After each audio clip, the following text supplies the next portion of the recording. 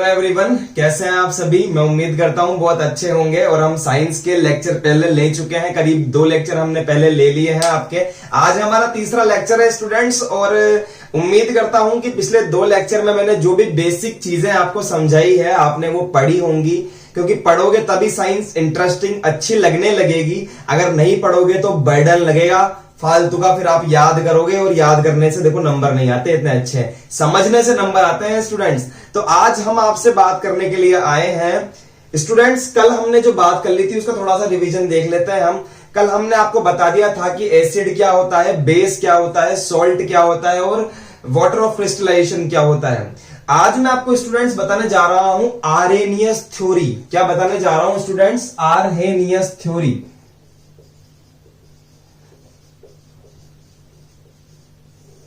Theory of acid and base.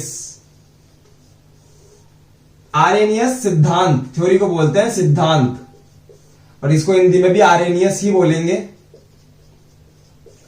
समझिएगा students, Arrhenius एक scientist थे, एक वैज्ञानिक थे, जिन्होंने यह बताया था कि एसिड और बेस क्या होते हैं। तो अकॉर्डिंग टू आर्हेनियस, आर्हेनियस ने यह बताया कि एसिड वो होते हैं जो पानी में डालने पर H+ आयन देते हैं। क्या देते हैं? H+ आयन देते हैं। और बेस वो होते हैं जो पानी में डालने पर OH- आयन देते हैं। OH- आयन देते हैं। आयन, आयन ION आयन बोलेंगे और ION आयन बोलेंगे। ठीक है, आप स्क्रीन पर देखिए स्टूडेंट्स एक बार। तो देखिए स्टूडेंट्स, आप स्क्रीन पर देख सकते हैं, मैं जो स्क्रीन देख रहा हूं आपको भी विजिबल है कि Arrhenius 1887 defined the acids and bases are following as following. The substance, देखिए पढ़ रहा हूं मैं, the substance which give hydrogen H+ ion in aqueous solution are called acids. क्या होते हैं एसिड्स? जो H+ आयन देते हैं, जैसा मैंने आपको बताया था। नेक्स्ट है and the substance which give hydroxide ion या फिर हाइड्रोक्सिल आयन, बात एक ही है, on hydrolysis in aqueous solution are called bases. Hydroxyl ion क्या है? OH- है कि जो सब्सटेंस अपने एक्वस सॉल्यूशन, मतलब कि पानी में, एक्वस सॉल्यूशन का मतलब होता है पानी का जो सॉल्यूशन होता है वो, उसमें OH- आयन देते हैं, वो क्या होते हैं? बेस होते हैं। देखिए कुछ एग्जांपल्स दिए हुए हैं यहां पर, एग्जांपल्स ऑफ एसिड। पहला एग्जांपल देखिए स्टूडेंट्स, राइट लगा हुआ है। पहला एग्जांपल है HCl, और HCl का AQ लिखा हुआ है ब्रैकेट के अंदर। AQ का मतलब है HCl का पानी में मिलाया हुआ सॉल्यूशन, एक्वस सॉल्यूशन बोलते हैं इसको। देखिए जैसे ही इसको तोड़ा गया तीर के इस तरफ, देखिए H+ Cl-, तो क्या दिया इसने? H+ दिया, इसका मतलब ये एसिड है। नेक्स्ट देखिए HNO3, जब ये टूटता है तो क्या देता है? H+ NO3-, इसने भी H+ दिया, इसका मतलब ये एक एसिड है। थर्ड देखिए H2SO4, जब ये टूटता है तो ये 2 H+ देता है, 2H+ SO4-2। थर्ड रिएक्शन की बात कर रहा हूं स्टूडेंट्स।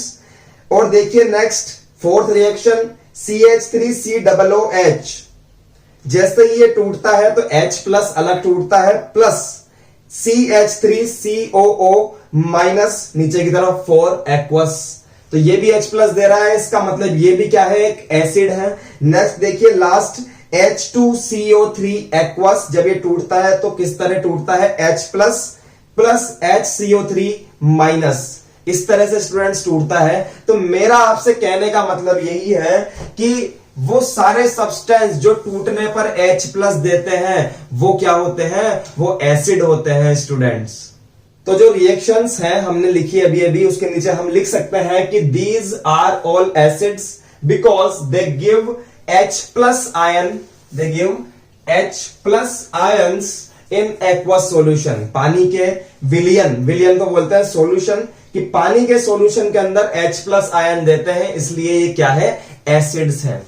स्टूडेंट्स, जो H+ आयन होता है ना, H+ आयन, ये बहुत ज्यादा रिएक्टिव होता है, मोर रिएक्टिव। आप लिख सकते हैं मोर रिएक्टिव।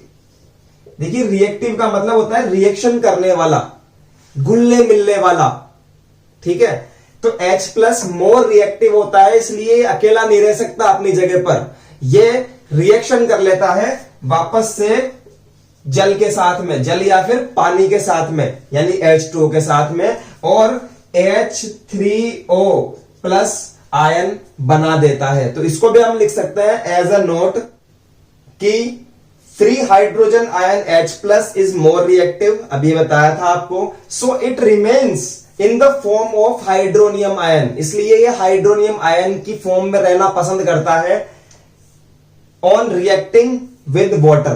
तो ये मोर रिएक्टिव है, ये वाटर के साथ में रिएक्ट कर लेता है स्टूडेंट्स, और रिएक्ट करने के बाद में क्या बना लेता है, ये बना लेता है हाइड्रोनियम आयन, ऐसे ही रहना पसंद करता है ये, इसलिए बना लेता है। अब चलिए स्टूडेंट्स हम आपसे बात करते हैं, कल मैंने आपसे एक बात करी थी, strong base, strong acid, strong weak base, weak acid. अब कल तो हमने बात कर ली थी कि स्ट्रॉन्ग एसिड मतलब कि बहुत ज्यादा ताकतवर, समझे, वीक एसिड मतलब कमजोर वाला एसिड, लेकिन वास्तव में ये होते क्या है, इस बारे में आर्रेनियस साहब ने बताया था कि स्ट्रॉन्ग एसिड ये होते हैं, वीक एसिड ये होते हैं। इनके बारे में देखते हैं कि आर्रेनियस ने क्या बताया था स्टूडेंट्स। टॉपिक लिखिए स्टूडेंट्स, स्ट्रॉन्ग एसिड। फर्स्ट देखिए, स्ट्रॉन्ग एसिड के बारे में आर्रेनियस ने यह बताया था कि वो एसिड जो वाटर के अंदर पूरी तरह से आयोनाइज हो जाते हैं, मतलब कि मिल जाते हैं पूरी तरह से, वो आपके स्ट्रॉन्ग एसिड होते हैं। और जो एसिड वाटर के सॉल्यूशन के अंदर पूरी तरह से आयोनाइज नहीं होते, मतलब कि नॉन आयोनाइज्ड रह जाते हैं, वो होते हैं हमारे वीक एसिड्स। तो चलिए लिखते हैं इनको। तो लिखिए students, some acids are completely ionised in the aqueous solution, such acids are called strong acid. क्या क्या एग्जांपल होते हैं, HCl, H2SO4, HNO3 एक्सेट्रा, ये सब के सब डिसॉल्व हो जाते हैं वाटर के अंदर। और वीक एसिड्स क्या होते हैं, some acids are not completely ionised in the aqueous solution, मतलब कि नॉन आयोनाइज्ड, ब्रैकेट में लिख लीजिए non ionised, such acids are called weak acids। और एग्जाम्पल क्या होंगे, CH3COOH, CH3COOH और H2CO3 एक्सेट्रा। तो देखिए स्टूडेंट्स, ये हमने बात कर लिया आपसे एसिड के बारे में। चलिए इसी तरह से हम बात करते हैं बेस के बारे में। कुछ एग्जांपल्स हमारे पास में है, देखिएगा आप स्क्रीन पर। जैसा कि मैंने आपको बताया था कि वो सब्सटेंस जो एक्वस सॉल्यूशन के अंदर OH माइनस आयन दे, कौन सा, OH माइनस आयन दे, वो क्या होते हैं, वो बेस होते हैं। देखिए स्क्रीन के ऊपर एग्जांपल ऑफ बेसिस।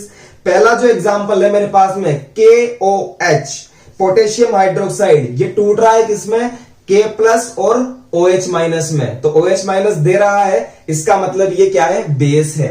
सेकंड देखिए स्टूडेंट्स, NaOH, सोडियम हाइड्रोक्साइड, जब इसको मैं तोड़ता हूं तो ये टूटता है Na प्लस और OH माइनस में, इसका मतलब ये भी बेस है। थर्ड देखिए CaOH का होल ट्वाइस, और जब मैं इसको तोड़ता हूं तो मिलता है Ca+2 और 2OH माइनस, यहां भी OH माइनस मिलेगा, इसका मतलब ये भी क्या है, बेस है। फोर्थ देखिए स्टूडेंट्स, NH4OH, इसको कहेंगे अमोनियम हाइड्रोक्साइड। ये फॉर्मूले प्लीज आप याद कर लीजिएगा।